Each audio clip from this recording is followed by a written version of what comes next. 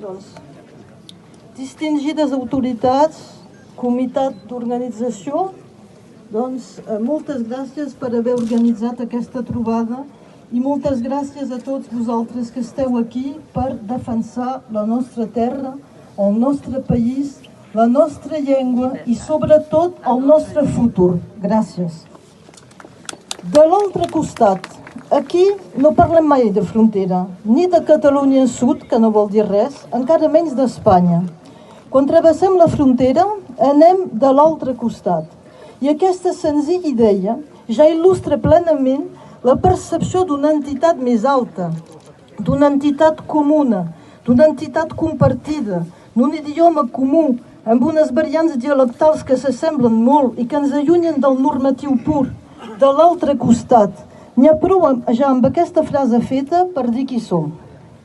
Estic mirant aquestes muntanyes, els seus senders secrets, els seus còrrecs estrets. Estic mirant amb els ulls de la memòria i de l'amor els petits cementeris on dormen els meus avis i besavis, a Serrallonga, a Olot, a Sant Miquel de Pera, a Prats. Poc importa de quin costat són, ja que són on han de ser, a casa seva.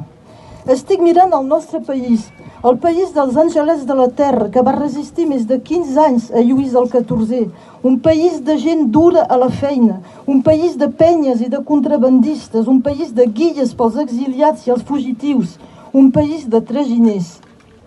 Segles passats a caminar d'una masia a l'altra, d'una deu a l'altra, d'una ermita a l'altra, segles de casaments, de dols, de bateig, de vida, en comú, en família.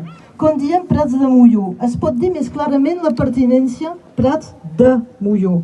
Avui no ens equivoquem, ni terrorisme, ni migrants, ni pandèmia.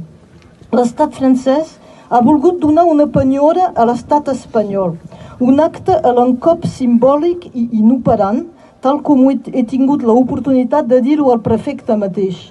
Un acte de cortesia també entre els membres d'un club tancat d'estats-nacions que es dediquen a sobreviure costi el que costi i que se saben condemnats a curt termini per la història. L'ordre instituït després de la Segona Guerra Mundial viu la seva última dècada i molts dels estats que el componen s'hauran de redefinir.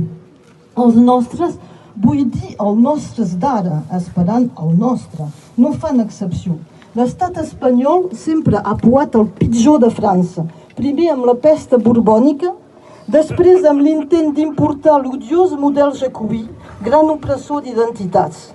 Espanya deu ser un dels únics miralls en el qual França encara es troba admirable i doncs admirada. Com a càrrec electe de la República Francesa, com a ciutadana francesa, em dol infinitament. Com a catalana, em desespera i em revolta. El 1976 vaig tenir la sort que se m'atorgués el Premi Estrasburg de part del Parlament Europeu i de la Fundació Goethe. El meu assaig en alemany s'acabava amb un visca a les Nacions Unides d'Europa, convençut i enlluernat, un somni adolescent i enganyat.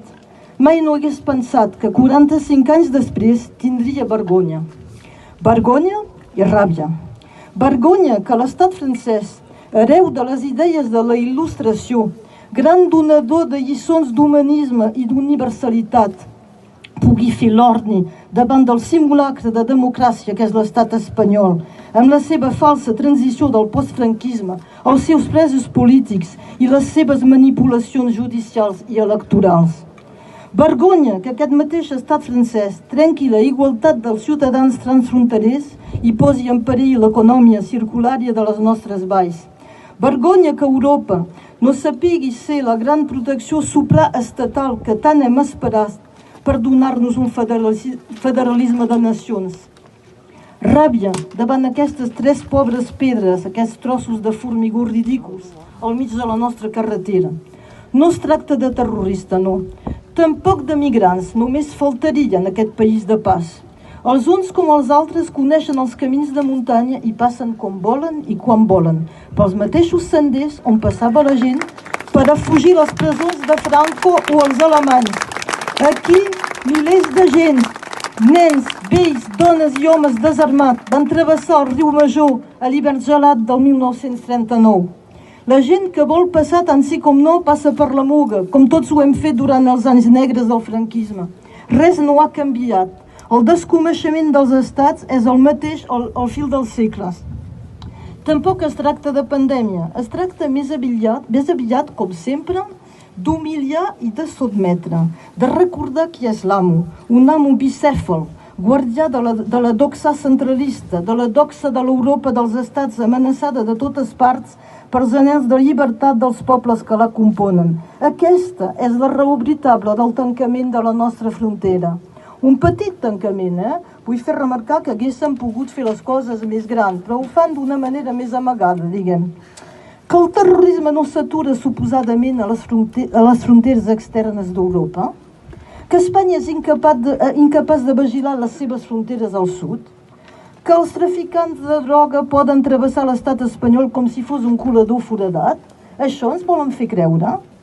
Es tracta merament de tornar a dibuixar simbòlicament una frontera esborrada perquè inexistent, però esborrada per l'espai Schengen en clara violació de l'esperit mateix de Schengen, dels tractats europeus de lliure circulació.